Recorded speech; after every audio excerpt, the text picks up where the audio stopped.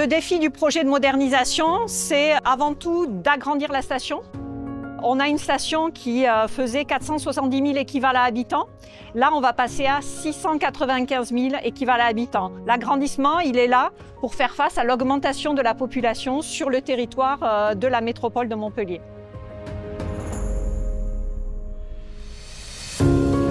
La mission d'IRH est une mission d'assistance à maîtrise d'ouvrage sur cette opération.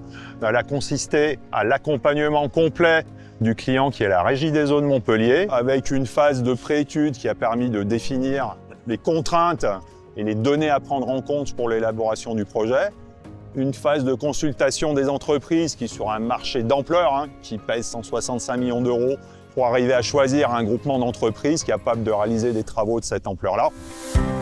Dans le cadre du développement du projet, il a fallu prendre en compte l'environnement de l'installation, qui est encadré par le Lez, les berges du Lez, où il y a des promeneurs, donc à pied ou en vélo, qui circulent à proximité immédiate de l'ouvrage.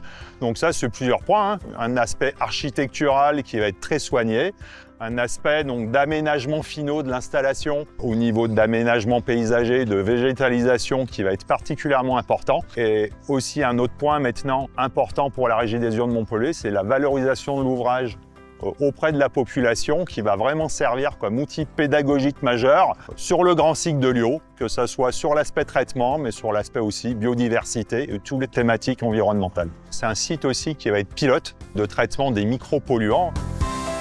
Le deuxième objectif et le deuxième enjeu important, c'est évidemment d'améliorer la qualité du traitement pour pouvoir préserver et protéger encore mieux les milieux récepteurs qui reçoivent les rejets de la station. Le troisième objectif, qui est un objectif aussi essentiel, c'est de s'adapter au changement climatique.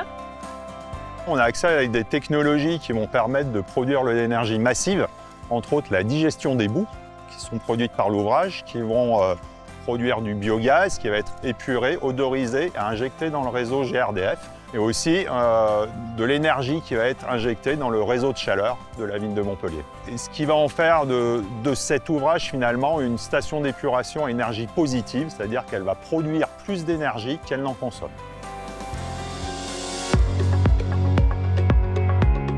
Ce projet vise également la réutilisation des eaux usées traitées, à la fois pour les usages internes de la station, mais également pour des usages urbains, comme le nettoyage des rues, la défense incendie, le nettoyage des réseaux, également pour des usages agricoles qu'il peut y avoir autour du site.